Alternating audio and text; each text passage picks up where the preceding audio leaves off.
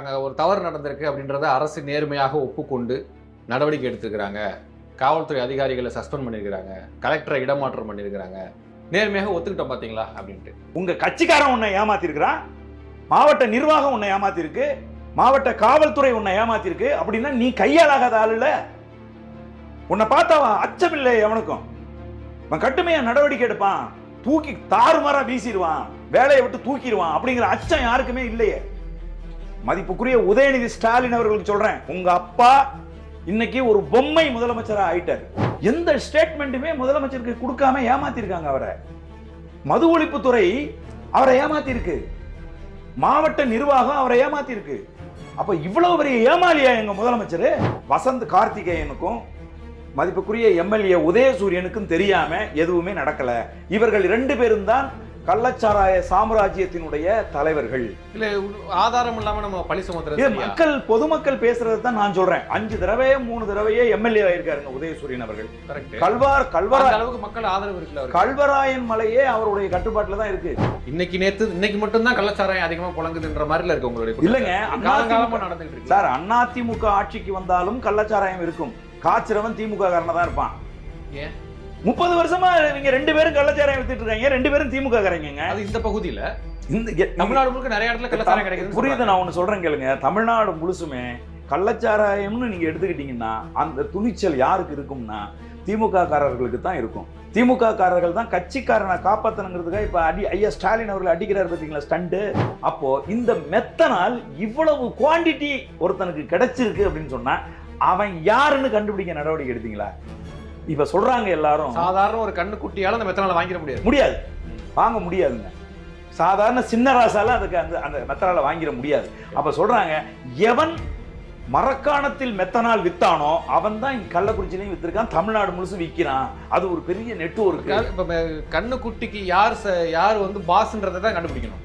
அதை கண்டுபிடிக்கணும், அதுக்கான வேலை செஞ்சு அதை கண்டுபிடிங்கன்னு சொல்லி வைக்கிறது ஒரு கோரிக்கை. ஆனா இது வந்து திமுக எம்எல்ஏ, திமுக ஆட்சி கட்சிக்காரங்க, அரசியல்வாதிகள்னு ஆதாரமற்ற குற்றச்சாட்டுகளை ஏன் வைக்கிறீங்கன்னு கேட்கறாங்க. இல்ல, இப்ப அதுதான் இப்ப நான் கேட்கறது என்னன்னா, அந்த இன்ஃப்ராஸ்ட்ரக்சருக்கு தெரியாம அது நடக்க முடியாதுங்க. இவங்க உடம்பு சரியில்லாம இவங்க 2 பேரும் செத்து போயிட்டாங்க, சாராயத்தினால சாவலன்னு தெரியுது. அதனால இந்த சாவுக்கு வர்றாங்க. இந்த சாவுக்கு வந்தவங்க எல்லாம் பக்கத்துல விக்கிற சாராயத்தை வாங்கி குடிக்கிறாங்க. அவங்க தான் இந்த 200 பேர் இந்த சாவுக்கு வந்தவங்க. ஆனா கலெக்டருக்கு உண்மையான ரீசன் தெரிஞ்சிருக்கும்ல. தெரியாம எப்படி இருக்கும்? அப்புறம் எப்படி வித்தாங்க சாவு வீட்டுல? உடனே தடுத்து நிறுத்திருக்கணும்ல. நிறுத்தல. அதனாலதான் சொல்றேன் எஃப்ஐஆர் போடணும் அவர் மேலன்னு. இந்த சாவுக்கு அவர் தான் காரணம், கொலையாளி அவர் தான். நம்பர் 1 A1 அவர் தான் டிரான்ஸ்ஃபர் பண்ணிருக்காங்க. A1 பொய் சொல்லி மக்களை எச்சரிக்காம அரசுக்கு கெட்ட பேர் வந்துரும்னு அதை மறைக்க முயற்சி பண்ண எஸ்பியும், அதை மறைக்க முயற்சி பண்ண காவல் அந்த மாவட்ட ஆட்சியர் தான் A1 A2. இயக்குனர் ரஞ்சித் அவர்கள் தலித் மக்களுக்கு ஒண்ணுன்னா வந்து பொங்கி எழுந்து நிற்பாரு. இப்ப செத்து போனவன் பூரா பறையர் சமூகத்தை சேர்ந்தவன். தம்பி போய் அங்க நின்று அவர்களுக்காக குரல் கொடுத்து அங்க ஒரு மிகப்பெரிய போராட்டத்தை முன்னெடுத்திருக்கணுமா இல்லையா? ஒரு அறிக்கை கொடுத்துட்டா போதுமா? நான் கேட்கிறேன். அதே மாதிரி காஸ்ட் கலர் கொடுக்கணுமா? இல்ல சினிமா இல்ல, நீங்க எல்லாம் கொடுக்குறீங்களா? எதுவா இருந்தாலும் மேடையில ஏறிக்கிட்டு எதுக்கா இருந்தாலும் சாயத்தை பூசுறீங்களே. நீங்க இதை முன் வச்சு திமுகவை எதிர்க்கணும்னு நினைச்சீங்கன்னா உத்தரப்பிரதேசத்துல எவ்வளவு கள்ளச்சாராயம் செத்து போயிட்டான்னு புள்ளி உரத்தோடு நான் வெளியிடுவேன். ஐயா, உங்களுடைய அரசியல் அனுபவத்துக்கு இதெல்லாம் பேசலாமா? உத்தரப்பிரதேசத்துல இருக்க லிஸ்ட் அவர் வெளியிட்டா நமக்கு கோபம் வரப்போகுது. அதானே கேட்கிறேன். இது வந்து உங்க அரசியல் அனுபவத்துக்கு முதல்ல இப்படி பேசலாமான்னு நான் கேட்கிறேன். இப்படியா முட்டு கொடுப்பீங்க திமுகவுக்கு? மீன் பிடிக்கிறதுக்கு கடல்ல போறான். இலங்கை ராணுவம் கிட்டத்தட்ட 800க்கும் மேற்பட்டவனை சுட்டு கொண்டு இருக்கு. இந்த தமிழ்நாடு அரசு எந்த குடும்பத்துக்காவது ஒரு 10 லட்சம் கொடுத்துருக்கா? அதுக்கு இல்லடா நீ கொடுத்துருந்துருக்கணும். பட்டாசு வெடிச்சு பச்சிலம் பிள்ளைகள் எத்தனை பேர் வந்து செத்து போனா? சின்ன சின்ன குழந்தைகளை விட்டுட்டு குடும்பத்தோட அழிஞ்சு போனானே, அவன் உழைக்கும் போது நடந்த விபத்துல செத்து போனான். அதுக்கு கொண்டு போய் நீ 10 லட்சம் கொடுத்துருக்கியா?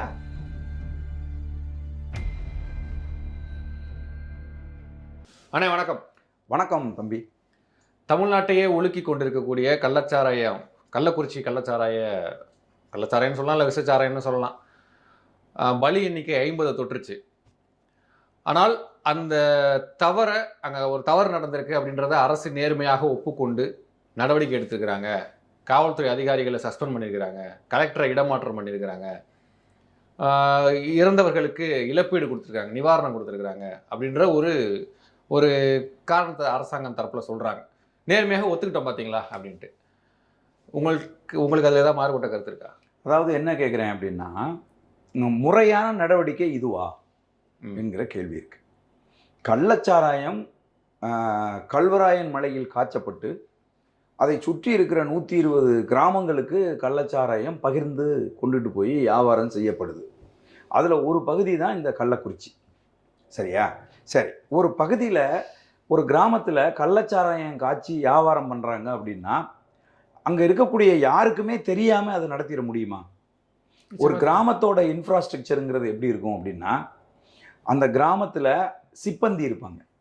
சிப்பந்திங்கிறவங்க விஏஓக்கு அந்த கிராமத்தில் வேலை செய்கிற ஒருத்தர். ஒவ்வொரு கிராமத்துக்கும் ஒரு ஊராட்சி மன்ற தலைவர் இருப்பார். அந்த ஊராட்சி மன்ற தலைவருக்கு தெரியாமல் அந்த ஊரில் எதுவும் நடக்க முடியாது. சிப்பந்திக்கு தெரியாமல் அந்த ஊரில் எதுவும் நடக்க முடியாது. அந்த விஏஓவுக்கு தெரியாமல் அந்த ஊரில் எதுவும் நடக்க முடியாது. விஏஓவுக்கு மேலே ஒரு ஆர்ஐ இருப்பார், ரெவன்யூ இன்ஸ்பெக்டர் ஒருத்தர் இருப்பார். அவருக்கு தெரியாமல் இந்த கள்ளச்சாராயம் அங்கே நடக்க முடியாது. ஆர்ஐக்கு மேலே தாசில்தார் இருப்பார். தாசில்தாருக்கு தெரியாமல் கள்ளச்சாராயம் வியாபாரம் பண்ண முடியாது. தாசில்தாருக்கு மேலே கலெக்டர் இருப்பார். கலெக்டருக்கு தெரியாமல் கள்ளச்சாராயம் அப்போ நடக்க முடியாது.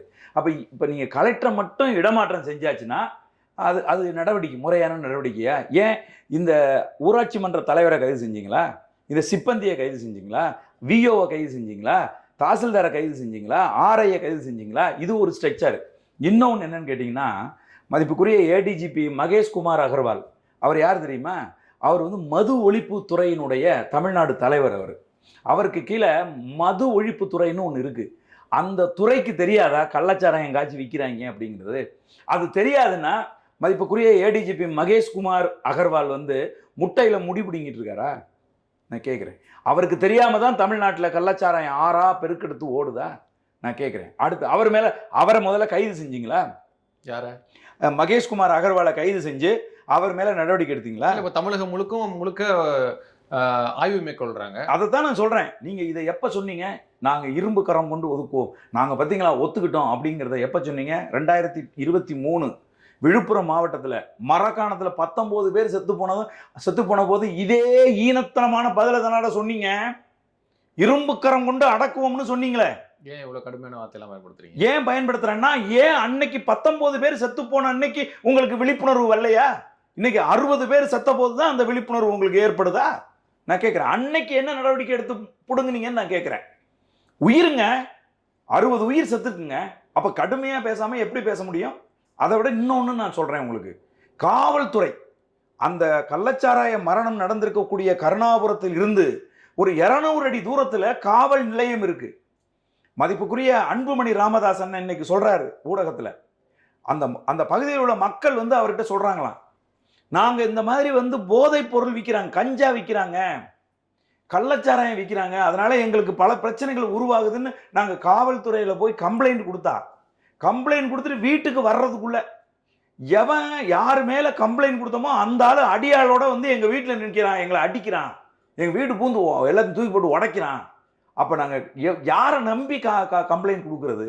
காவல்துறையில் கம்ப்ளைண்ட் கொடுத்தா எப்படி இன்னொருத்தவர்? காவல்துறை சொல்கிறாங்க, காவல்துறை சொல்லி தான் வர்றான், அப்புறம் எப்படி வருவான்? இதைத்தான் சொல்றாரு அன்புமணி ராமதாஸ் அவர்கள். இல்லை, முதலமைச்சர் சொல்றாரு தகவல் கொடுங்க, கள்ளச்சாராயம் எங்க காய்ச்சாங்க தகவல் கொடுங்கன்றாரு. அதை தான் நானும் சொல்றேன். படிக்காத இப்ப நான் இந்த இன்ஃப்ராஸ்ட்ரக்சர்லாம் ஏன் வச்சிருக்கீங்க?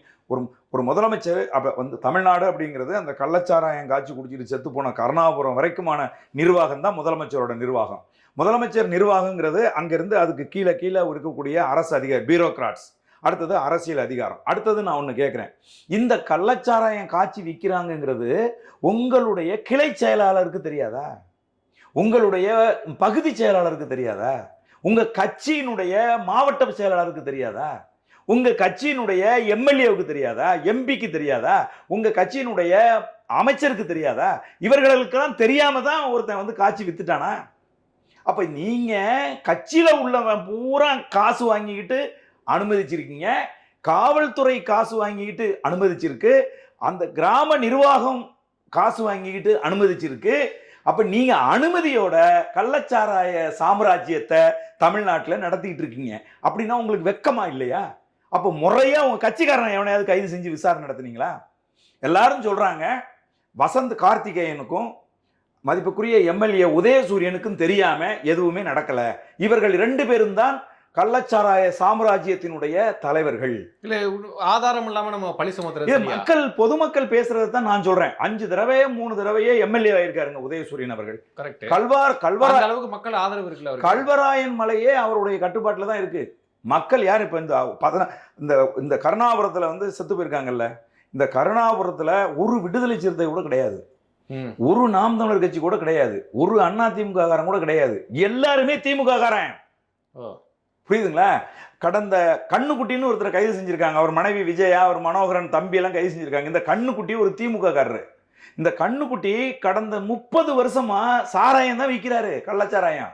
அவர் மேல கடந்த 30 ஆண்டுகள்ல 40 வழக்குகள் பதிவு செய்யப்பட்டிருக்கு. இன்னொருத்தர் சின்ராசுன்னு ஒருத்தர் கைது செஞ்சிருக்காங்க, ஒரு 45 வயசு ஆள். அந்த ஆளு 30 வருஷமா கள்ளச்சாராயம் தான் காய்ச்சி விற்கிறான். இன்னைக்கு வயசு எத்தனை அவனுக்கு? 45. 30 வருஷமா கள்ளச்சாராயம் விற்கிறான். அப்ப எத்தனை வயசுல இருந்து அவன் கள்ளச்சாராயம் விற்கிறான்? அவன் பேர்ல 70 வழக்கு இருக்கு. இதெல்லாம் போலீஸுக்கு தெரியுமா தெரியாதா? சொல்லுங்க பாப்பா. அப்போ எப்படி வந்து வீரப்பனார் மரம் வெட்டினாரு, மரத்தை வெட்டி செதுக்கி வீரப்பனார் வித்தாரு, வீரப்பனை சந்தன கடத்தல் வீரப்பன் சொல்லி அவரை தேடி பிடிச்சி சுட்டு கொன்னீங்க, ரைட்டு. வீரப்பனார் மரத்தை வாங்கி அவருன்னு தின்னுட்டார, மரத்தை வெட்டி யாரோ ஒருத்தருக்கு வித்திருப்பார்ல, அந்த வித்த புடுங்கி எவன்டா போய் சுட்டது? அந்த வாங்கிட்டு போய் வித்தான்ல ஒரு பொறுக்கி, அவனை யாரு போய் சுட்டது, யாரு போய் பிடிச்சது? அந்த முதலாளி யாரு? வாங்கி சர்வதேச மார்க்கெட்ல கோடி கோடியா கொட்டு அள்ளி சம்பாரிச்சான்ல, அவன் யாரு? அவனை ஏன் பிடிக்கல நீங்க? அதே மாதிரிதான் இதுவும். சாராயத்தை வித்தது பெரும் குற்றம். இங்க வந்து தமிழ்நாட்டில் சந்துக்கு சந்து கடை இருக்கு தெரியுமா? டாஸ்மார்க் சந்து கடை, சந்துக்கு சந்து டாஸ்மார்க் இருக்கு. சந்துக்கு சந்து டாஸ்மார்க் இருக்கிற தமிழ்நாட்டில் சாராய கடை, கள்ளச்சாராயம் பெருக்கெடுத்து ஓடுறது இருக்கு பாருங்க, அதை தடுக்காதது பெரும் குற்றம். தமிழ்நாடு அரசு ஒரு இயக்கமற்ற அரசு. தமிழ்நாடு காவல்துறை எதுக்கும் உதவாத காவல்துறை. இல்லப்பா இன்னைக்கு மட்டும்தான் கள்ளச்சாராயம் அதிகமா புழங்குதுன்ற மாதிரி இருக்கு உங்களுடைய. இல்லங்க, நடந்துட்டு இருக்கு சார். அதிமுக ஆட்சிக்கு வந்தாலும் கள்ளச்சாராயம் இருக்கும். காய்ச்சறவன் திமுக காரனா தான் இருப்பான். ஏன் 30 வருஷமா இவங்க 2 பேரும் கள்ளச்சாராயம் வித்துட்டு இருக்காங்க, 2 பேரும் திமுக காரங்க. அது இந்த பகுதியில, தமிழ்நாடு முழுக்க நிறைய இடத்துல கள்ளச்சாராயம் கிடைக்குது. புரியுது, நான் ஒண்ணு சொல்றேன் கேளுங்க. தமிழ்நாடு முழுசுமே கள்ளச்சாராயம்னு நீங்க எடுத்துக்கிட்டீங்கன்னா அந்த துணிச்சல் யாருக்கு இருக்கும்னா திமுக காரர்களுக்கு தான் இருக்கும். திமுக காரர்கள் தான் கட்சிக்காரனை காப்பாற்றணுங்கிறதுக்காக இப்போ ஐயா ஸ்டாலின் அவர்கள் அடிக்கிறார் பார்த்தீங்களா ஸ்டண்டு. கட்சிக்காரனை காப்பாற்றுறதுக்கு செத்து போன வீட்டுக்கு 10 லட்சம் நான் கொடுக்குறேன் அப்படின்னு. அந்த 10 லட்சத்தை எப்படி கொடுக்கணும்? 10 லட்சத்தை எப்படி கொடுக்கணும்? 30 வருஷமா எவன் கள்ளச்சாராயம் வித்து கோடி கோடியா சம்பாரிச்சு வச்சிருக்கிறானோ, எந்த நெட்வொர்க் இதுக்குள்ள இருக்குதோ, எவன் இந்த கள்ளச்சாராய சாம்ராஜ்யத்துக்கு தலைவனோ, அவன் வீட்டு சொத்தை பறிமுதல் பண்ணி அந்த பறிமுதல் செய்யப்பட்ட சொத்துல இருந்து 5 கோடி கொடுறாங்க. 5 கோடி கொடு. இல்ல அது நியாயம்தான். பட் இப்போ அந்த குடும்பத்தினுடைய தலைவர் இல்லைன்னா அந்த குடும்பம் நிச்சயமா வருமானம் இல்லை, அவர் தான் பிரெட் வினரா இருந்திருப்பாரு. அப்போ ஒரு ஆறுதலுக்கு ஒரு நிவாரணியா அந்த ஒரு 10 லட்சம் ரூபாய் அரசு கொடுக்கறதுல என்ன தவறு? கள்ளச்சாராயம் குடிச்சவன் என்ன இந்த நாட்டோட தியாகியா? கள்ளச்சாராயம் குடிக்கிற அளவுக்கு அவனை வறுமையில இருந்து வச்சிருந்தது நீங்க தானே. இப்ப நான் கேள்வி கேட்கிறேன் உங்களை. ஒரு மீனவன் தான் குடும்பத்தை காப்பாற்றணுங்கிறதுக்காக மீன் பிடிக்கிறதுக்கு கடல்ல போறான். இலங்கை ராணுவம் கிட்டத்தட்ட 800க்கும் மேற்பட்டவனை சுட்டு கொன்னு இருக்கு. இந்த தமிழ்நாடு அரசு எந்த குடும்பத்துக்காவது ஒரு 10 லட்சம் கொடுத்துருக்கா? 5 லட்சம் கொடுத்துருக்கா? 2 லட்சம் கொடுத்துருக்கா? இன்னைக்கு வரைக்கும் அதை பத்தி கவலைப்பட்டிருக்கா? எங்கள் மீனவ சொந்தங்கள் 800க்கும் மேற்பட்ட குடும்பங்கள் இன்னைக்கு பொழைக்க வழி இல்லாம, சோறு திங்க வழி இல்லாம, கடல்ல போய் மீன் பிடிக்கிறதுக்கு ஆண்மகன் இல்லாம எத்தனை குடும்பங்கள் தத்தளிக்குது. அதுக்கு இல்லடா நீ கொடுத்துருந்துருக்கணும். பட்டாசு வெடிச்சு பச்சிலம் பிள்ளைகள் எத்தனை பேர் வந்து செத்து போனா, சின்ன சின்ன குழந்தைகளை விட்டுட்டு குடும்பத்தோட அழிஞ்சு போறானே, அவன் உழைக்கும் போது நடந்த விபத்துல செத்து போனான். அதுக்கு கொண்டு போய் நீ 10 லட்சம் கொடுத்துருக்கிறியா? அதை உடைய இந்த நாட்டின் இராணுவத்துக்கு நீ நானும் நிம்மதியா தூங்கணும், நீ நானும் இந்த நாட்டை கொள்ளையடிக்கணும், நீ நானும் சாராயம் விற்கணும், நீ நானும் வந்து சந்தோஷமா வாழணுங்கிறதுக்காக இந்த எல்லையில நின்று இந்த இராணுவத்தில் இருந்து போராடி செத்து போய் இளைஞர்கள் பாடி இங்க வருத. எந்த பாடியாவது நீ போய் பாத்தியா? அடிச்சு பிடிச்சிட்டு இவ்வளவு பேர் போய் கள்ளக்குறிச்சியில போய் நிக்கிறாங்களே, நடிகர் விஜய் போய் நிக்கிறாரு, அண்ணாமலை போய் நிக்கிறாரு, எடப்பாடி போய் நிக்கிறாரு, அரசியல் பண்றீங்களே, எந்த பாடியாவது வரும்போது எவனாவது அடிச்சு பிடிச்சிட்டு போய் நின்னியா? இத்தனை ஊடகங்களும் ஓடி நான் தான் முதல்ல போடணும் அப்படின்னு போய் அங்க போய் நிக்கிறீங்களே, யாராவது போயிருக்கீங்களா? அந்த அந்த மாதிரி வந்த இளைஞர்கள் குடும்பத்துக்கு இனி இந்த குடும்பத்துக்கு சம்பாதிக்கிறதுக்கு ஆளு கிடையாது. இந்த பிள்ளைகள்லாம் சின்ன சின்ன பிள்ளைகளா இருக்குன்னு யாருக்காவது 10 லட்சம் கொடுத்துருக்கியா நீ இது வரைக்கும்? நான் கேட்கிறேன். மின்சார கம்பி ஏறி வேலை செய்யறான், நம்ம எல்லாம் வெளிச்சத்துல இருக்கணுங்கிறதுக்காக. அவன் மின்சாரம் தாக்கி அந்த அந்த ஆளு வந்து அந்த லைன்மேன் வந்து இறந்து போறான். அவன் வீட்டுக்கு நீ 10 லட்சம் இது வரைக்கும் என்னைக்காவது கொடுத்துருக்கிறியா? அப்ப எதுக்காக இந்த நாடகம் ஆடுற? அதனாலதான் நாங்க சொல்றோம், எவன் கள்ளச்சாராயம் வித்து இவர்களை குடிக்க வைத்து எவன் கொன்னானோ அவன் சொத்தை பறிமுதல் பண்ணி அந்த சொத்துல இருந்து குடுறா, எத்தனை கோடி வேணாலும் குடுறான்னு நாங்க சொல்றோம். இந்த வேலையை நீ நிறுத்து முதல்ல. இவர்களுக்கெல்லாம் கொடுக்காம, நீங்க பட்டியலிட்ட இவர்களுக்கெல்லாம் 10 லட்சம் கொடுக்காம இவங்க இந்த கள்ளச்சாராயம் குடிச்சு செத்தவங்களுக்கு கொடுக்க வேண்டிய காரணம் என்ன? என்ன காரணம்? அரசியல். அதான் அரசியல். இப்ப நான் சொல்றேன் பாருங்களேன், பீகார்ல இதே மாதிரி கள்ளச்சாராயம் குடிச்சு செத்து போயிட்டாங்க. முதலமைச்சர் நிதிஷ்குமார் அடியில இருந்து நுனி வரைக்கும் அவ்வளவு வரைக்கும் தூக்கி அடிச்சு எல்லார் பேரையும் எஃப்ஐஆர் போட்டு எல்லா பேரையும் தூக்கி உள்ள விடா. சாராயம் குடிச்சு செத்தான்னா அவன் திமிரு, செத்தவன்லாம் தூக்கி என்ன வேணா பண்ணி எனக்கு கவலை கிடையாது, நான் பார்க்க மாட்டேன், அவர்களுக்கு எந்த நிதி உதவி எதுவும் செய்ய மாட்டேன். குடிச்சிட்டு செத்தவனுக்கு எதுக்கடா செய்யணும் அப்படின்னு கேட்டான் பார்த்தீங்களா? அவன் தான் என் முதலமைச்சர், அவன் தான் மனுஷன். நீங்க பாருங்க, 2008 கலைஞர் கருணாநிதி ஆட்சி அதிகாரத்தில் இருக்கும்போது இதே கிருஷ்ணகிரியில 150 பேர் கள்ளச்சாராயம் குடிச்சிட்டு செத்தாங்க. அன்னைக்கு நீங்க பாடம் கற்கலையா? திரும்ப ஜெயலலிதா ஆட்சியில யாருமே சாவல. அதுக்கப்புறம் 2023 மு.க. ஸ்டாலின் ஆட்சி அதிகாரத்துக்கு வர்றாரு, திமுக வருது திரும்ப 10 வருஷம் கழிச்சு வந்த திரும்ப கள்ளச்சாராயம் சில மரணங்கள் நடந்திருக்கு அப்படின்ற புள்ளி விவரங்களை எடுத்து போடுறாங்க. தம்பி இப்ப நான் சொல்றேன் கேளுங்க, இந்த கலைஞர் கருணாநிதி ஆட்சி அதிகாரத்துக்கு வரும்போதுதான் ரவுடிகள், பொறுக்கிகள், இந்த மாதிரி திருடுறவன், கள்ளச்சாராயம் விற்கிறவன், மணலெல்லி விற்கிறவன், மலையை வெட்டி விற்கிறவன்லாம் பகிரங்கமா வந்து குற்றச்செயலில் ஈடுபடுறான், அச்சமற்று செயல்படுறான், போலீஸை மிரட்டுறான். புரியுதுங்களா? ஆட்சி அதிகாரத்தில் இருக்கிறவங்களுக்கு வந்து திராணி இல்லாத போது, ஆட்சி அதிகாரத்தில் இருக்கிறவங்க வந்து செயலற்று போகும்போது இதெல்லாம் நடக்கும். இது கலைஞர் கருணாநிதி ஆட்சியை விட மு.க. ஸ்டாலின் ஆட்சியில ரொம்ப கொழுந்து விட்டு எரியுது. அங்கங்க குறுநில மன்னர்கள் போல எல்லாரும் செயல்படுறான். அதனாலதான் நான் சொல்றேன், இங்க பாருங்க, ஒரு தடவை பட்டாதாங்க சூடு, 2வது தடவையும் பட்டா அதுக்கு பேர் சூடா? ஒரு தடவை உனக்கு மரக்காணத்துல நடந்துச்சுல. இப்ப நான் உங்களுக்கு ஒரு கேள்வி கேட்கிறேன் பாருங்க. சாராயம், ஆல்கஹால் அப்படிங்கிறது 2 இருக்கு. ஒன்று வந்து எத்தனால், இன்னொன்று வந்து மெத்தனால். எத்தனால்ங்கிறது என்ன தெரியுமா தம்பி? பழங்களில் இருந்து எடுக்கப்படுகிற ஆல்கஹால். சரி. வாழைப்பழம், திராட்சை பழம், இந்த பேரிச்சம்பழம் இதெல்லாம் போட்டு சில இயற்கை பட்டைகள் எல்லாம் வெட்டி போட்டு ஒரு 40-50 நாள் பூமிக்கு அடியில் ஊற வச்சு அதை அப்படியே நொதிச்சு எழுந்து அது வந்து ஆல்கஹாலாக மாறி வரும். இது பழச்சாறுகளில் இருந்து தான் எடுக்க முடியும் இந்த எத்தனாலை. மெத்தனால் அப்படிங்கிறது என்ன தெரியுமா? இது இந்த பழச்சாறில் எடுக்கப்பட்ட எத்தனால் இருக்குல்ல, இதை காய்ச்சி வடிச்சு குடிப்பாங்க. இது எந்த உயிர் ஆபத்தையும் ஏற்படுத்தவே படுத்தாது. மெத்தனாலுங்கிறது என்ன தெரியுமா? பியூரா உங்க உடம்புக்குள்ள 10 மில்லியிலிருந்து 40 அல்லது 50 மில்லி உள்ள போச்சுன்னா மரணம் உறுதி. அதுவும் ஆல்கஹால் தான். அந்த ஆல்கஹால் சட்ட விரோதமானது. அந்த ஆல்கஹால் வெளியில நீங்க எங்கேயும் காசு கொடுத்து வாங்க முடியாது. அப்படின்னா அந்த ஆல்கஹால் எங்க? இப்ப கள்ளக்குறிச்சியில குடிச்சிட்டு செத்ததும், நீங்க மரக்காணத்துல மக்கள் குடிச்சிட்டு செத்ததும் மெத்தனால் ஆல்கஹால், எத்தனால் இல்ல. உணவு பயன்பாட்டுக்கு கிடைக்காத ஒரு கெமிக்கல். அப்ப இந்த கெமிக்கல் எங்க கிடைக்கும்னா மருத்துவமனைகளில் கிடைக்கும், மருத்துவத்துக்காக பயன்படுத்துவாங்க.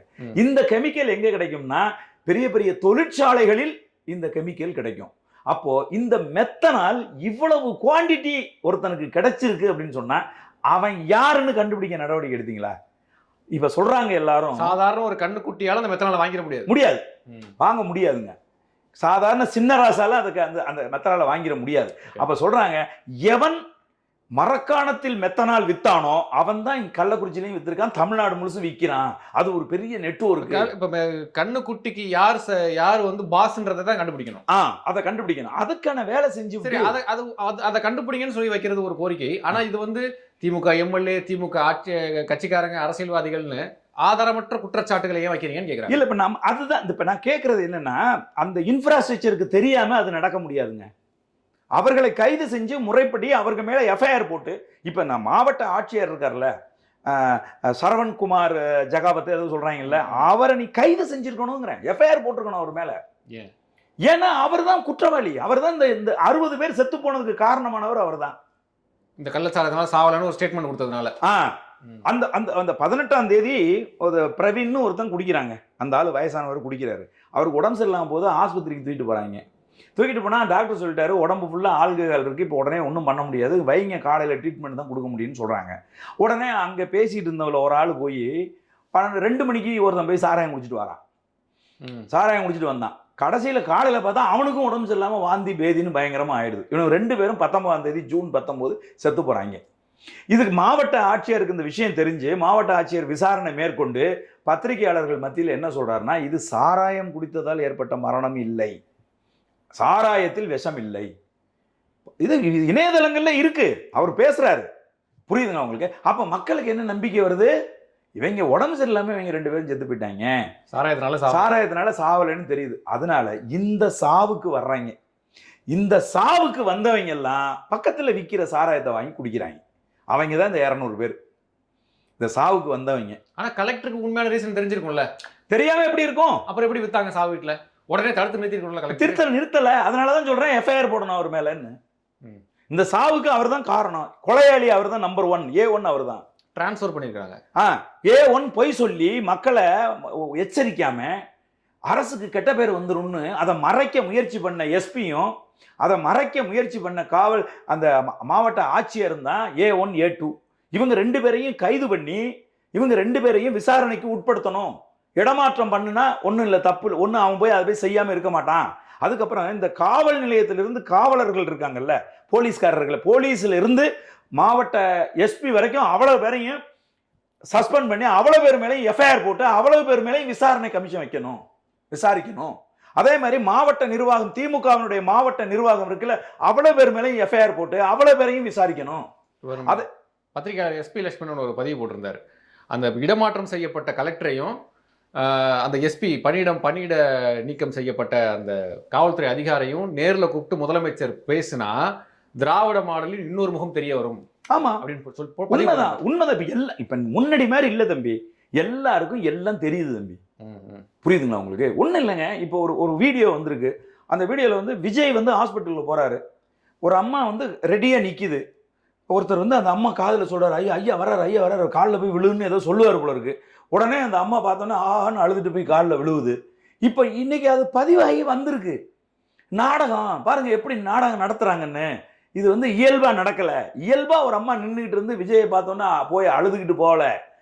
ஒரு அம்மாவை செட் பண்ணி கொண்டு வந்து நிறுத்தி விஜய் வந்தோடனே விஜய் போய் காலில் போய் விழ வைக்கிறாங்கிறாங்க. இப்போ இந்த நாடகங்கள் தான் நமக்கு எரிச்சல் ஊட்டுது. இந்த நாடகத்தை எல்லாரும் செய்கிறாங்க.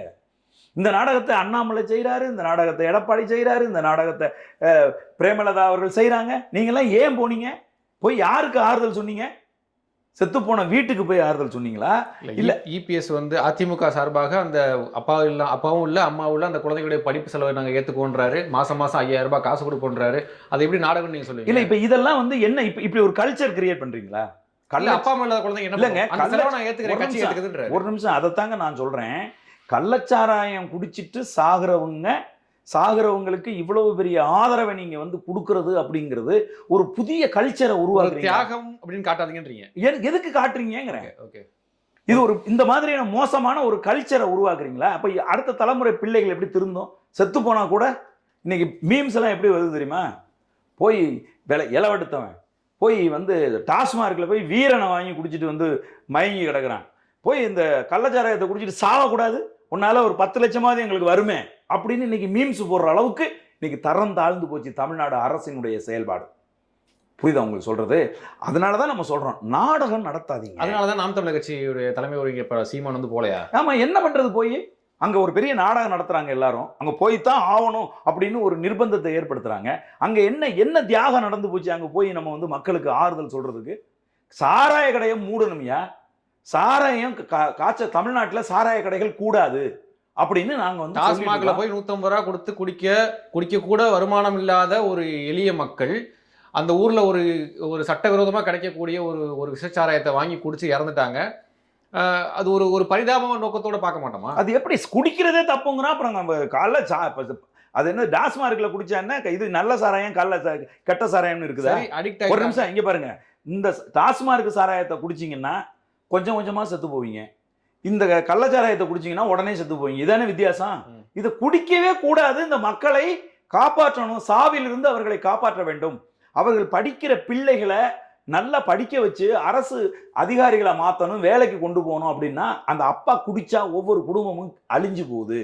குடும்பங்கள் அழியக்கூடாது, பெண்களை போட்டு அடிக்கக்கூடாது, வறுமையிலிருந்து அவர்களை மீட்கணும் அப்படின்னா அந்த போதையிலிருந்து அவர்களை மீட்க வேண்டும் அப்படின்னு நாங்க கருத்துக்களை முன் வச்சுட்டு இருக்கோம்.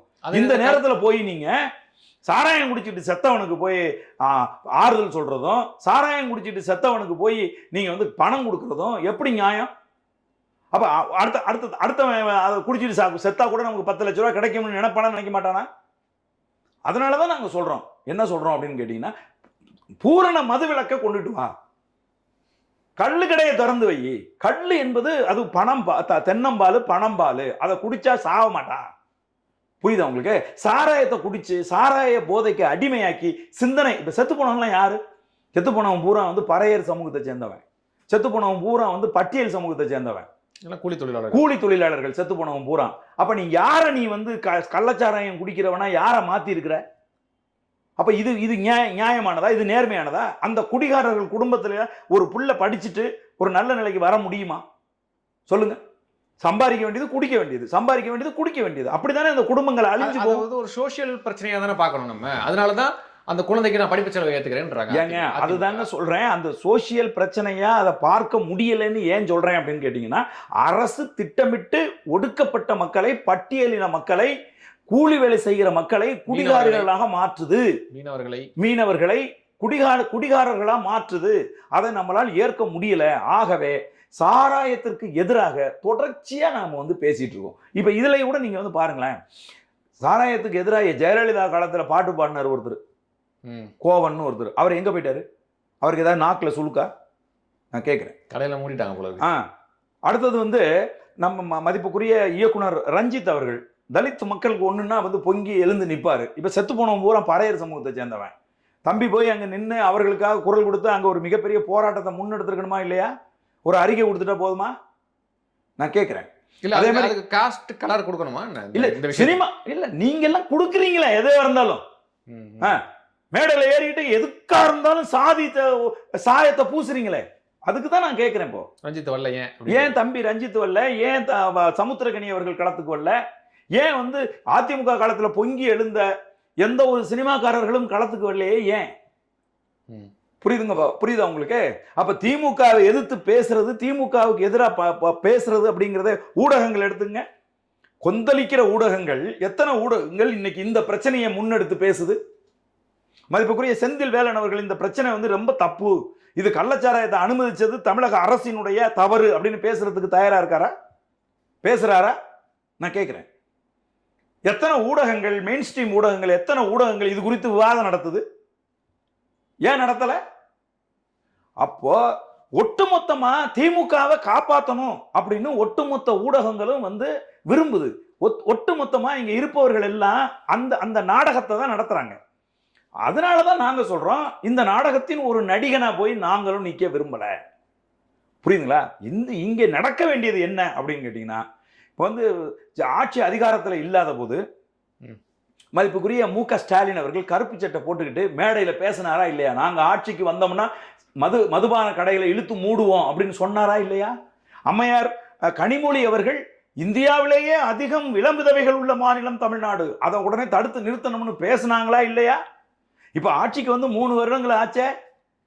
கள்ளச்சாராய ஆட்சி, கள்ளக்குறிச்சியே அதுக்கு சாட்சி அப்படிங்கிற அளவுக்கு இன்றைக்கு வந்து கீழ்த்தரமா, இன்றைக்கு வந்து கேவலமா இன்னைக்கு தமிழ்நாடு மட்டும் இல்லை, இந்தியாவே காரி துப்புறது மாதிரியான ஒரு நிலை இன்னைக்கு தமிழ்நாட்டில் ஏற்பட்டிருக்கு. போதைப் பொருள் கடத்தல், போதைப் பொருள் விற்பனை அப்படின்னா தமிழ்நாடு நம்பர் 1. கள்ளச்சாராய சாவுன்னா தமிழ்நாடு நம்பர் 1. இதுக்கு நம்ம ஐயா மதிப்புக்குரிய கி வீரமணி சொல்றாங்க, நீங்க இதை முன் வச்சு திமுகவை எதிர்க்கணும்னு நினைச்சீங்கன்னா உத்தரப்பிரதேசத்தில் எவ்வளவு கள்ளச்சாராயம் செத்து போயிட்டான்னு புள்ளி உரத்தோடு நான் வெளியிடுவேன். ஐயா, உங்களுடைய அரசியல் அனுபவத்துக்கு இதெல்லாம் பேசலாமா? உத்தரப்பிரதேசத்தில் இருக்க லிஸ்ட் அவர் வெளியிட்டா நமக்கு கோபம் வரப்போகுது. அதானே கேட்கிறேன். இது வந்து உங்க அரசியல் அனுபவத்துக்கு முதல்ல இப்படி பேசலாமான்னு நான் கேட்கிறேன். இப்படியா முட்டு கொடுப்பீங்க திமுகவுக்கு? இது தப்பு, இது அரசு கவனம் எடுக்கணும், இது கவனக்குறைவாக இருந்தது தவறு, உடனடியாக இதுல தலையிட்டு முதலமைச்சர் அரசியல்வாதியா அதை அவர் கண்டிக்கணுமா இல்லையா? அதை விட்டு இதை வச்சு நீங்க பாஜகவுக்கு பதில் சொல்றாரு. நீங்க இதை முன் வச்சு திமுகவை எதிர்க்கணும்னு நினைச்சீங்க அப்படின்னா நான் உத்தரப்பிரதேசத்தில் எத்தனை பேர் செத்து போயிட்டான்னு புள்ளி விவரம் சொல்லுவேன் அப்படிங்கிறது வந்து இதெல்லாம் ரொம்ப பெரிய தப்பு. அதனால சாராயம் தமிழ்நாடு முழுவதும் விற்கப்படுது, கள்ளச்சாராயம் விற்கப்படுது. விற்கிறவர்கள் எல்லாம் ரொம்ப சுதந்திரமா விற்கிறாங்க. இப்போ நான் ஒன்று சொல்றேன் பாருங்களேன், சினிமாவில் வந்து நாங்கள் சாராயம் விற்கிறவனை, மணல் கடத்துறவனை, படுகொலைகள் செய்கிறவனை, ரவுடிசம் பண்றவனெல்லாம் யாரா காட்டுவோம்னா வில்லன்களா காட்டுவோம். ஆமா, மோசமான பொறுக்கிங்க, மோசமான வில்லன்கள்னு காட்டுவோம். அப்ப இன்னைக்கு திமுக ஆட்சியில சாராயம் விற்கிறவன், மணல் அள்ளி விற்கிறவன், மலையை உடைச்சி விற்கிறவன், புரியுதுங்களா, ரியல் எஸ்டேட் பண்ணி மக்களை ஏமாற்றி விற்கிறவன், இவன்லாம் வந்து திமுகவினுடைய முக்கிய புள்ளிகளா இருக்காங்க. அப்ப திமுக ஆட்சி மக்கள் விரோத ஆட்சியா இல்லையா? இவர்களெல்லாம் வில்லன்களா இல்லையா? எந்த கதாநாயகன் வந்து இவர்களெல்லாம் அடிச்சு இவர்களெல்லாம் வந்து நொறுக்கி எந்த கதாநாயகன் இவர் மக்களை இவர்கள்ட்ட இருந்து மீட்க போறான்? இந்த அப்படியான ஒரு கதாநாயகன் திமுகல இருக்கானா? மு.க. ஸ்டாலின் அவர்கள் இல்லை. அப்படியான கதாநாயக தன்மையை மதிப்புக்குரிய தமிழகத்தின் முதலமைச்சர் அவர்கள் இழந்து விட்டார். தன்னுடைய கட்டுப்பாட்டில் இருக்கிற காவல்துறை இவ்வளவு மோசமா தொடர்ச்சியா நடந்துகிட்டே இருக்குங்க. கள்ளச்சாராயம் குடிச்சு இறந்து போயிட்டாங்க, அதை நம்ம வந்து குளோரிஃபை பண்ணக்கூடாது, அவங்களுக்கு 10 லட்ச ரூபா கொடுக்கறத என்கரேஜ் பண்ணக்கூடாது அப்படின்னு நீங்க களத்துக்கு போகல, நாம் தமிழர் கட்சி. Okay, fine. பட் கள்ளச்சாராயத்தை எதிர்த்து ஒரு பெரிய போராட்டத்தை நீங்க நடத்திருக்கணும்ல. உறுதியா நடத்துவோம், தொடர்ச்சியா நடத்திக்கிட்டே இருக்கோம். டாஸ்மார்க்கு எதிராகவே நாங்கள் தொடர்ச்சியா போராட்டம் நடத்துறோம். பூரண மதுவிலக்கு கொண்டுட்டு வா, இங்க இருக்கக்கூடிய தமிழ் இளந்தலைமுறை பிள்ளைகளை குடிகாரர்களா மாற்றாத. கொஞ்சம் கொஞ்சமா தானே நான் குறைக்க முடியும். கொஞ்சம் கொஞ்சமா குறைக்கிறீங்களா நீங்க? இப்ப புதுசா ஒரு சரக்கு கொண்டு வந்திருக்கீங்க, வீரன்னு. அந்த சரக்குக்கு என்ன விளம்பரம் எப்படி கொடுக்குறீங்க? குறைந்த விலை, நிறைஞ்ச போதை அப்படின்னு கொடுக்குறீங்க. அப்ப இது வந்து படிப்படியா குறைக்கிறதா அர்த்தமா? வீரன் கேட்டாங்களா மக்கள்? குறைஞ்ச விலையில வித்து ரிக்ஷா இழுக்கிறவனை, சாதாரண கூலி வேலை செய்யறவனெல்லாம் குடிக்க வைக்கிறதுன்னு உங்க நோக்கம். வீரனை கூட வாங்க முடியாததான் இதை குடிக்கிறான். இல்ல, வீரனை கூட வாங்க முடியாதவன் கிடையாதுங்க. இந்த சரக்கு இப்ப ரெண்டும் ஒண்ணுதாங்க. அந்த டாஸ்மார்க்ல விற்கிறது பாட்டில் கிடைக்குது, கள்ளச்சாராயம் பாக்கெட்ல கிடைக்குதுங்க. ரெண்டையும் வந்து விற்கிறவங்க வந்து திமுக காரங்க தான் விற்கிறாங்க. டாஸ்மாக்ல இருக்கிறது லைசன்ஸ் இல்ல உங்களுக்கு வந்து. நான் கேட்கிறேன், ஒரே ஒரு கேள்வி கேட்கிறேன். சரி, லைசன்ஸ்ல இந்த விலைக்கு தான் விற்கணும்னு எங்கேயாவது போர்டு எழுதி போட்டு வச்சிருக்கீங்களா? விலையில விமர்சனம் வைங்க. ஓகே, இல்ல கேட்கிறேன் நான். இப்ப டாஸ்மார்க்ல யாராவது பில்லு கொடுக்குறியா? சாராயம் வாங்குறாங்கல்ல, அதுக்கு ஏதாவது பில்லு கொடுக்குறியா? ஏன் கொடுக்கல? வவுச்சர் இல்லாம ஏன் விற்கிற? அரசாங்கம் விற்கிது இல்ல, 5 ரூபா 10 ரூபா எக்ஸ்ட்ரா போட்டு வைப்பாங்க. அப்ப விற்கிற அயோக்கியத்தனம் தானே அது. அதை கட்டுப்படுத்தினியா? முதல்ல ஒரு அரசு ஒரு வேலை செய்யுது, அது வந்து முறையா பில்லு கொடுக்குதா, ரசீது கொடுக்குதா? கொடுக்கல. சரி, இவ்வளவு விலை அப்படின்னு சொல்லி எம்ஆர்பி ஃபிக்ஸ் பண்ணிருக்கியா? இல்ல. அப்ப இது எல்லாமே பாட்டிலே போட்டுருக்கும்ல. பாட்டில் எம்ஆர்பிக்கு தான் விற்கிறானா? எம்ஆர்பிக்கு தான் விற்கிறானா? என்னப்பா இதுல 10 ரூபான்னு போட்டிருக்கு, நீ 15 ரூபா கேட்கறீன்னு சொன்னா கதவை திறந்துட்டு வெளியில வந்து போட்டு வெளுவெடுன்னு வெளுக்குறாங்க ஆளு. அதுக்குன்னு தனியா ஒரு கும்பலே வச்சிருக்காங்க. அப்ப அரசு இதையெல்லாம் வந்து கவனத்துல ஏன் எடுத்துக்கலங்கிறேன். ஏன் அங்க நீ ஒரு ஹோட்டல் அப்படின்னு போனா நம்ம அங்க உட்காந்து பாக்குறோம், ஓ தோசை வந்து 50 ரூபா, நம்மள்ட்ட 50 ரூபா இருக்கு, ரைட், தோசை சாப்பிடலான்னு சாப்பிட்றோம்ல, அப்படி ஏன் போர்டு வைக்கலன்னு நான் கேட்கிறேன். அப்ப நீங்க எதையும் வந்து முறையாவும் செய்யல. இந்த 2023-21 திமுக தேர்தல் அறிக்கையில படிப்படியாக மதுவிலக்கை அமல்படுத்துவோம், மாவட்டம் தோறும் மறுவாழ்வு மையங்களை திறப்போம்னு சொல்லியிருக்காங்க. எதையுமே செய்யல. படிப்படியா சாராய கடைகளை, அதாவது டாஸ்மார்க் சாராய கடைகளை படிப்படியா கூட்டியிருக்காங்க. புதுசா மதுபானங்களை வீரன்கிற டைட்டில்ல புதுசா கொண்டு வந்திருக்காங்க. குறைந்தபட்சம் அந்த மறுவாழ்வு மையங்களே அமைச்சிருக்கலாம். அமைக்கல. புதுசா சாராய கடையை திறக்கிறாங்க, புதுசா சரக்கு இன்ட்ரோடியூஸ் பண்றாங்க, புரியுதுங்களா? புதுசா அவங்க ரொம்ப ஏழைகளா இருக்கிறவங்களையும் குடிக்க வைக்கிறது எப்படின்னு ரூம் போட்டு யோசிக்கிறாங்க. அப்ப இந்த மறுவாழ்வு மையங்கள்லாம் அமைச்சாங்கன்னா வருமானம் போயிடும் அப்படின்னு அவங்க நினைக்கிறாங்க. இப்ப நம்ம என்ன கேட்கிறோம், இப்ப குஜராத் போன்ற மாநிலங்கள் சாராய கடையை நம்பி இல்லையே, மதுவிலக்கு இருக்குது அங்க. அப்ப மதுவிலக்கு உள்ள மாநிலமா ஏன் இதை மாற்றக்கூடாது? இது ரொம்பங்க நிறைய கதை, பின்னாடி போனோம்னா நிறைய பேசலாம். சுத்தியும் நெருப்பு எரிஞ்சுக்கிட்டு இருக்கும்போது கற்பூரத்தை நடுவில் நாம் வைத்துக்கொண்டு சும்மா இருக்க முடியாது. இது யார் ஸ்டேட்மெண்ட் தெரியுமா? கலைஞர். சாராய கடையை திறக்கிறதுக்கு அவர் சொன்ன காரணம், ஆந்திராவில் சாராயம் விற்கிது, இந்த பக்கம் கர்நாடகாவில் சாராயம் விற்கிது, கேரளாவில் சாராயம் விற்கிது, நம்ம மட்டும் எப்படி விற்காம இருக்க முடியும்? அதுக்கு அவர் சொன்ன உதாரணம் இது. அப்ப சாராய விற்கிறது, அதன் மூலம் வருகிற வருமானத்தை வாங்கி பொழைக்கிறது, கொள்ளையடிக்கிறது அப்படின்னு நீங்க முடிவு பண்ணிட்டீங்க. அது பத்தி பேசினா காவல்துறை அதிகாரிகளை பத்தி பேசினா மது இப்ப இப்ப இன்னைக்கு சவுக்கு சங்கர் வந்து கல்வராயன் மலையில கள்ளச்சாராயம் விற்கப்படுது அப்படிங்கிறத பத்தி பேசின வீடியோ இன்னைக்கு பயங்கர வைரல் ஆகுது. அந்த அந்த வீடியோவில் கடைசியா என்ன சொல்றாருன்னா, இது எல்லாத்துக்கும் தமிழ்நாடு அளவுல ஒரு தலைவர் இருக்காரு, அவர் பேர் செந்தில் பாலாஜின்னு சொல்றாரு. அவரு அதுல அவர் உதயசூரியன் பேரை சொல்றாரு, புரியுதுங்களா? வசந்த் கார்த்திகேயன் பேரை சொல்றாரு அவரு, புரியுதா நான் சொல்றது? அது இன்னைக்கு மக்களால் வந்து மக்கள் பார்த்துட்டு அதிர்ச்சி அடைகிறாங்க. இன்னைக்கு பல பேர் கள்ளக்குறிச்சியில கள்ளச்சாராயம் காய்ச்சப்படுதுன்றது அவர் சொல்றது ஓகே, அது இன்னைக்கு நடந்துருச்சு. அதான் இப்ப அவர் சவுக்கு சங்கர் சொல்றது எல்லாமே உண்மை பொய் அப்படின்றத தாண்டி ஆதாரம் வேணும்ல. இப்ப உதயசூரியனா இருந்தாலும் சரி, ரிஷிவந்தி எம்எல்ஏ வசந்த கார்த்திகனாலும் சரி, இவங்களுக்கு இதுக்கும் தொடர்பு இருக்குன்றதுக்கு எவிடன்ஸ் வேணும்ல. இல்ல இப்ப அவரை தூக்கி உள்ள வச்சிருக்கிறதே அதுக்கு ஆதாரம் தான். இதெல்லாம் இவன் எவிடன்ஸோட பேசுறானே, கண்ணால பார்த்தது மாதிரி இவன் பேசுறானே, ஆதாரங்களோடு பேசுறானே, இவனை அடிச்சு தூக்கி உள்ள வச்சு வாயை மூடணுங்கிறது. இப்ப சவுக்கு சங்கர் வெளியில இருந்தா இப்ப என்ன ஆயிருக்கும் சொல்லுங்க பாப்போம். நான் சவுக்கு சங்கருக்கு நியாயமா வந்து பேச வரல, ஆனா ஒருத்தன் இதுக்கு முன்னாடியே சொல்லியிருக்கான், அரசுக்கு எச்சரிக்கை. கட்சி ஒரு மேடையில பேசியிருக்காங்களே 2 மாசத்துக்கு முன்னாடி, கல்லராயன் மலையில காய்ச்சறாங்க, அதிமுக ஒரு மேடை போட்டு பேசியிருக்காங்க. ஆமா, அப்ப கள்ளச்சாராயம் காய்ச்சப்படுது பொது வழியில எல்லாருக்கும் தெரியுது, எல்லாருக்கும் பொதுவில் தெரியுது, அரசு நடவடிக்கை எடுக்கல.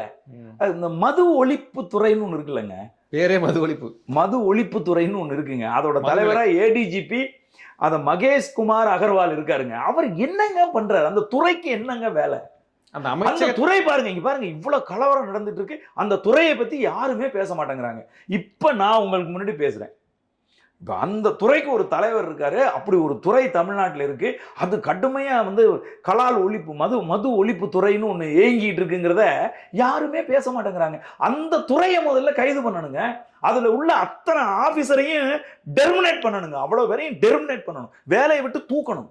என்ன செய்யறீங்கிற நீங்க இருக்கிறதே அதுக்கு தான் இருக்கிறீங்க. மது ஒழிப்புத்துறை இருக்கிறதே கள்ளச்சாராயத்தை ஒழிக்கிறதுக்கு தான் இருக்கு. ஆனா இவர்கள் அதுல அந்த அதிகாரிகள் மேல எந்த நடவடிக்கையும் எடுக்காம என்ன நேர்மையான நடவடிக்கை எடுத்துட்டு போறீங்க? நீங்க எடுத்திருக்கிறீங்க. இப்போ அதை விட நான் இன்னொரு கேள்வி கேட்கிறேன் தம்பி, மக்கள் பிரதிநிதிகள் தேர்ந்தெடுக்கிறது எதுக்கு? மக்களோட பிரச்சனையை சட்டசபையில பேசுறதுக்கு தானே. சட்டசபையில் பேச வருகிற மக்கள் பிரதிநிதிகளை அவன் யாரா வேணா இருக்கட்டும், எடப்பாடி பழனிசாமியா இருக்கட்டும், இல்ல யாரோ ஒருத்தனா இருக்கட்டும், அவனை பேச விடாம தடுத்து நிறுத்தி குண்டாங்கட்டா தூக்கி கொண்டு வெளியில வீசுறது எந்த வகையில ஜனநாயகம்? நீங்க யோக்கியர்களா இருந்தீங்கன்னா, நீங்க நேர்மையாளர்களா இருந்தீங்கன்னா, நீங்க உண்மையாளர்களா இருந்தீங்கன்னா பேச விட்டு குறிப்பிடத்துல நீங்க பதில் சொல்லணும். பேசவே கூடாதுன்னு சொல்லி தூக்கி வெளியில போடுறது எந்த வகையில நியாயம்? இல்ல அது ஒரு வரம்பு மீறி போறப்பதானே அதை தடுத்து கண்ட்ரோல் பண்ண முடியும். நான் கேட்கிறேன், இந்த பிரச்சனையை பேசாம என்ன வரம்பு மீறி போகும்? இந்த பிரச்சனையை தானே பேச போறாங்க. பேச விட்டு கேளுங்களேன், என்ன சொல்றாங்கன்னு கேளுங்க, குறிப்பேடுங்க. பேசவே கூடாது, அதுக்கு நேரமே ஒதுக்க முடியாது அப்படிங்கிறது எப்படி நியாயம்? ஒருத்தரா பேசினா பரவாயில்ல, எல்லாம் சேர்ந்து கோஷம் போடுறாங்க.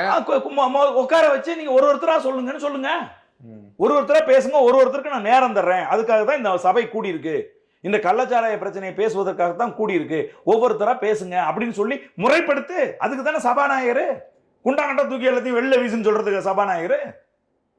அப்ப நீங்க செய்யறது எல்லாமே ஜனநாயக விரோத செயலா இருக்கு. மக்கள் பார்த்துக்கிட்டே இருக்காங்க, மக்கள் பேசுனதுதான் நான் பேசுறேன். மக்கள் பிரச்சனையை பேசுறதுக்கு தானங்க மக்கள் பிரதிநிதி, மக்கள் பிரச்சனையை டிஸ்கஸ் பண்றதுக்கு தானங்க மக்கள் மன்றம். அங்க மக்கள் பிரதிநிதியை பேசவே கூடாதுன்னா அப்ப என்ன அர்த்தம்? நீங்க அயோக்கியர்கள்னு அர்த்தம், நீங்க தப்பு பண்றீங்கன்னு அர்த்தம், உங்க சைடுல வந்து ப்ராப்ளம் இருக்குன்னு அர்த்தம். அதனாலதான் நம்ம சொல்றோம், திமுக தன்னை திருத்திக் கொள்ள வேண்டும்.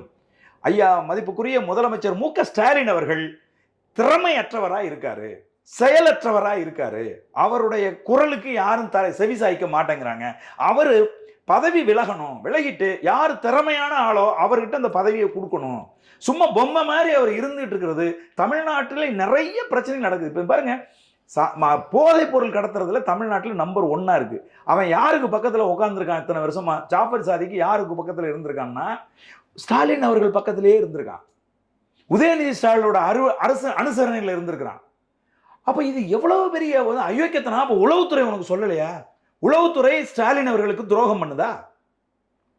கேட்கிறேன். ஏங்க, ஃபெலிக்ஸ் இங்க இருந்து டெல்லிக்கு போறாருங்க, அங்க வந்து பத்திரிகை சம்மேளனத்துல ஒரு கம்ப்ளைண்ட் கொடுக்கறதுக்காக டெல்லிக்கு போறாரு. அவரோட போனை டேப் பண்ணி அவர் எங்க இருக்காங்கிறத கண்டுபிடிச்சு ஃப்ளைட் ஏறி போய் இறங்கி அவன் ஒரு சந்துக்குள்ள ஒரு சின்ன ஹோட்டல்ல தங்கி இருக்கிறான். அந்த ஹோட்டல் வரைக்கும் போய் ராத்திரியோடு ராத்திரியா பிடிக்க தெரிஞ்ச உளவுத்துறை கள்ளக்குறிச்சியில என்ன முட்டைக்கு முடி பிடிங்கிட்டு இருந்துச்சான்னு கேட்கிறேன். சொல்லுங்க பாப்பா. அப்ப உளவுத்துறை ஃபெயிலியர் ஆயிருக்குல்ல, அதுல சம்பந்தப்பட்டிருக்க அதிகாரிகள் அத்தனை பேரையும் நீ வந்து அரெஸ்ட் பண்ணணுமா இல்லையா? அவர்கள் அத்தனை பேரையும் டெர்மினேட் பண்ணணுமா இல்லையா? உளவுத்துறை அதாவது மு.க. ஸ்டாலின் அவர்களுக்கு சரியான தகவலை சொல்லாதது தப்பா இல்லையா? ஐயா, கள்ளக்குறிச்சி மாவட்டம் முழுசும் கள்ளச்சாராயம் வந்து பெருக்கெடுத்து ஓடுது. கல்வராயன் மறையில ஏங்க ஒரு ஒரு ஒரு அங்க வந்து நேத்து மட்டுமேங்க 1000 லிட்டர் போலீஸ் பிடிச்சிருக்கு கள்ளச்சாராயத்தை. 1000 லிட்டர் கள்ளச்சாராயம் காய்ச்சறான்னா அது பானையில வச்சு வடிக்க முடியுமா? முடியாது. அப்போ ஒரு ஃபேக்டரி மாதிரி நடக்குது. அதே மாதிரி பாக்கெட்டு டோர் டெலிவரி பண்றான். ஆமா, பைக்ல ஆட்டோ எல்லாம் கொடுப்பாங்களாம். போய் வந்து டோர் டெலிவரி வீட்டில் போய் ஃபோன் பண்ணீங்கன்னா போதும், வீட்டில் கொண்டாந்து கொடுத்துட்டு போறான். அது எப்படி இருக்குன்னு கேட்டீங்கன்னா, நம்ம இந்த பாக்கெட் இருக்குல்ல, நம்ம வந்து பால் பாக்கெட்டு, சாம்பார் பாக்கெட் மாதிரி ஆமா கட்டி கொண்டாந்து கொடுக்குறான். அப்ப இது நடக்குதுன்னா இது சாதாரணமா நடக்குமா? அப்ப இது ஒரு பெரிய ஃபேக்டரி மாதிரி நடக்குது அப்படின்னா இது உளவுத்துறைக்கு தெரியாதா? சிபிசிஐடிக்கு தெரியாதா? உங்க போலீஸுக்கு தெரியாதா? உங்க மாவட்டத்தில் இருக்கக்கூடிய மாவட்ட நிர்வாகத்துக்கு தெரியாதா? கிராம நிர்வாக அதிகாரிகளுக்கு தெரியாதா? அப்ப இத்தனை கேள்வி இருக்குல்லங்க, இதுக்கெல்லாம் நடவடிக்கை எடுக்க மாட்டேங்கிறாங்களே. ஏன் நடவடிக்கை எடுக்க மாட்டேங்கிறாங்க? உளவுத்துறையை கூப்பிட்டு லெஃப்ட் ரைட் வாங்க வேண்டியது. என்னடா பண்ணிட்டு இருந்தீங்க? உங்களுக்கு என்னடா வேலைங்க? ஏன்டா இதை செய்யல? அப்ப காசு வாங்கினியா? அவ்வளவு பேரும் காசு வாங்கினியா? நான் கேட்கிறேன். அவ்வளவு பேரும் வாங்கி தின்னீங்களா? வாங்கி தின்னுட்டு முதலமைச்சரை ஏமாத்துனீங்களா? முதலமைச்சருக்கு வந்து முறையா ரிப்போர்ட் கொடுக்காம எல்லாரும் ஏமாத்தினியா? நான் கேட்கிறேன். அப்ப உங்க கட்சிக்காரன் உன்னை ஏமாத்திருக்கிறான், மாவட்ட நிர்வாகம் உன்னை ஏமாத்திருக்கு, மாவட்ட காவல்துறை உன்னை ஏமாத்திருக்கு. அப்படின்னா நீ கையாளாகாத ஆள் இல்ல. உன்னை பார்த்தா அச்சமில்லை எவனுக்கும். அவன் கட்டுமையா நடவடிக்கை எடுப்பான், தூக்கி தாறுமாறா வீசிடுவான், வேலையை விட்டு தூக்கிடுவான் அப்படிங்கிற அச்சம் யாருக்குமே இல்லையே. மதிப்புக்குரிய உதயநிதி ஸ்டாலின் அவர்களுக்கு சொல்றேன், உங்க அப்பா இன்னைக்கு ஒரு பொம்மை முதலமைச்சரா ஆயிட்டாரு. அவரை பார்த்து யாருக்கும் எந்த அச்சமும் கிடையாது. கட்சிக்காரனும் பயப்பட மாட்டேங்கிறான், அவருக்கு கீழே வேலை செய்யற போலீஸ் அதிகாரிகளும் பயப்பட மாட்டேங்கிறாங்க. அதனால தயவு செய்து அவரை முதல்ல மாத்துங்க. அப்பதான் வந்து தமிழ்நாடு உருப்படும். சும்மா நாம் கேவாசு வச்சுக்கிட்டு நீங்க வந்து உங்களையே நீங்க ஏமாத்திக்காதீங்க அப்படின்னு தான் திமுக காரர்களுக்கு நான் சொல்றேன். திறமையான முதலமைச்சர் இருந்தால் மட்டும்தான் நிர்வாகங்கள் நேர்படும். பாருங்க, இப்ப உளவுத்துறை எந்த ஸ்டேட்மெண்ட்டுமே முதலமைச்சருக்கு கொடுக்காம ஏமாத்திருக்காங்க அவரை. மது ஒழிப்புத்துறை அவரை ஏமாத்திருக்கு, மாவட்ட நிர்வாகம் அவரை ஏமாத்திருக்கு. அப்ப இவ்வளவு பெரிய ஏமாளியா எங்க முதலமைச்சர்? யோசிச்சு பாருங்க. மு.க. ஸ்டாலின் அவர்கள் இவ்வளவு பேர் ஏமாத்துறதுக்கு ஏமாளியா இருக்கிறார் அவரு. அப்ப அவருக்கு ரோசம் வரணுமா இல்லையா? ஏண்டா என் நிர்வாகத்துல எனக்கு தெரியாம இவ்வளவு பெரிய சாம்ராஜ்யத்தை நடத்துறீங்க, சாராய சாம்ராஜ்யத்தை. இங்க மரக்காணத்துல 19 பேர் செத்து போன போது நான் மக்களுக்கு என்ன வாக்குறுதி கொடுத்தேன்? அந்த வாக்குறுதியின்படி தமிழ்நாட்டில் கள்ளச்சாராயம் காய்ச்சப்படலாமா? அதை அழிச்சு ஒழிச்சிருக்கணுமா இல்லையா? அப்புறம் என்ன புடுங்குறீங்க நீங்கெல்லாம் அப்படின்னு கூப்பிட்டு நேரம் எல்லாரையும் லெஃப்ட் ரைட் வாங்கியிருக்க வேண்டாமா? அதனால இது வந்து ஆட்சியே இல்லை தம்பி, இது சாபக்கேடு. திமுக திராவிட மாடல் ஆட்சி என்பது ஒரு சாபக்கேடு. கள்ளச்சாராயமே அதுக்கு, கள்ளச்சாராய ஆட்சி, கள்ளக்குறிச்சியே அதுக்கு சாட்சி. பார்க்கலாம். இனி இந்த மாதிரி ஒரு சம்பவம் தமிழ்நாட்டில் நடக்கக்கூடாதுன்றதை நோக்கி நம்ம எல்லாம் பயணிக்கணும். அதுக்காக நம்ம எல்லாம் குரல் எழுப்பணும். பார்க்கலாம். மக்கள் பார்த்துட்டு தான் இருக்கிறாங்க, மக்கள் முடிவெடுப்பார்கள். ரொம்ப நன்றிண்ணா. மிக்க மகிழ்ச்சி. நன்றி. வணக்கம் தம்பி.